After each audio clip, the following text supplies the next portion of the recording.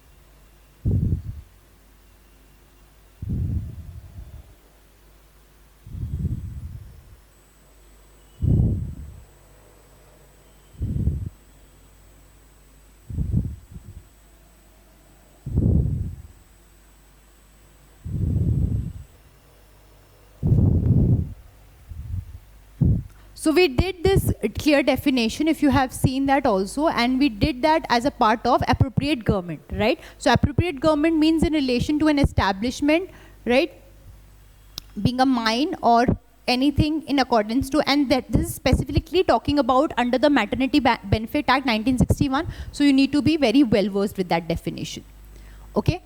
In the Maternity Act, an inspector is appointed under which section? So the appointment of an inspector is definitely done under section 14, okay?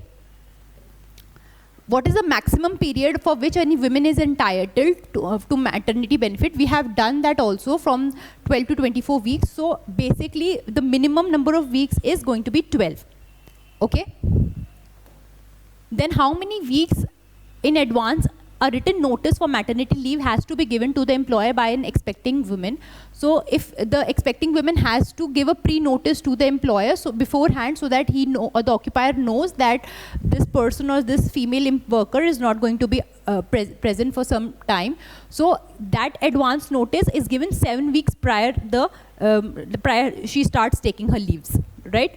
So for this also specifically in Maternity Benefit Act, you need to remember the specific timelines, that what is the time period, minimum time period required for her to take maternity leaves, what is the maximum, right? In case of a miscarriage, what is the extension of leaves that are given, what are the other benefits, right?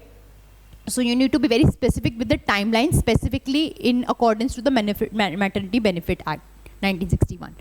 Till what age of the child will a mother get 2 nursing breaks in the course of her daily work? We did that also when we were doing creches, right? So in crèche, when there is there are 2 nursing breaks given to each female employee up to the age when the child is up to which age? So that is the question it is asking. So for a daily work, definitely the 2 nursing breaks are given for a mother whose child is up to 15 months.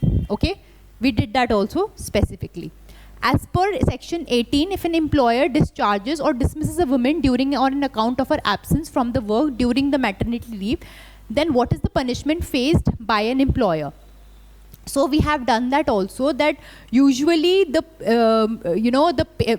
becomes a responsibility of the employer to ensure that if the female employee has taken the maternity leaves, and in that case, if by some other reason he or she dismisses her from the job, then he will be held, he will be held accountable for the fact that he is going to be punished for the fact. Right? So for clearly we did that also, and the punishment was extended up to 3 months or more, up to 1 year. Right? Then as per section 9, for how many weeks a woman is entitled for leave in case of a miscarriage. So for in case of a miscarriage also, we have to remember the timeline. So definitely to heal the body and to heal mentally also, a woman needs certain time. So in that case of specifically in case of a miscarriage, there is clear defining of 6-week leave for which a woman is entitled in case of a miscarriage.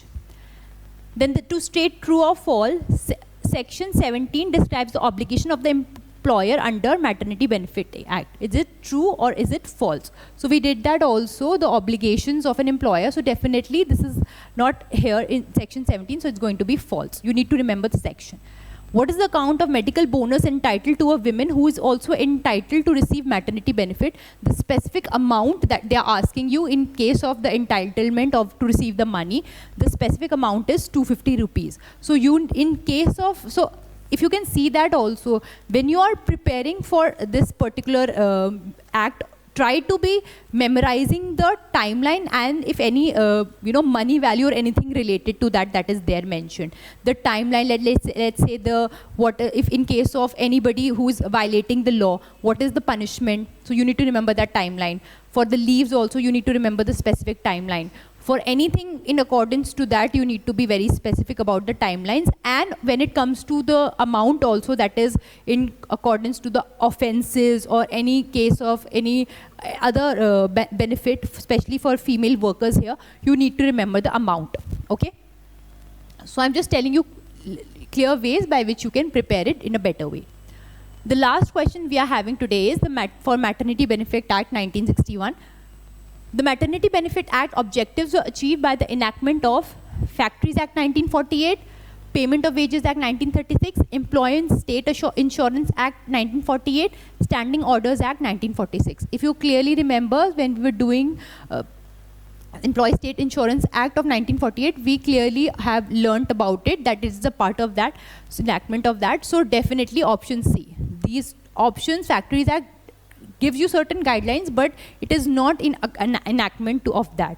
Okay, and Payment of Wages Act is also just specifying little details about the fact for the female workers, and Standing Orders Act also is not in that much related in enactment. So when it talks about specifically about the word enactment, be very, very clear of the fact it is talking about Employee State Insurance Act 1948, right?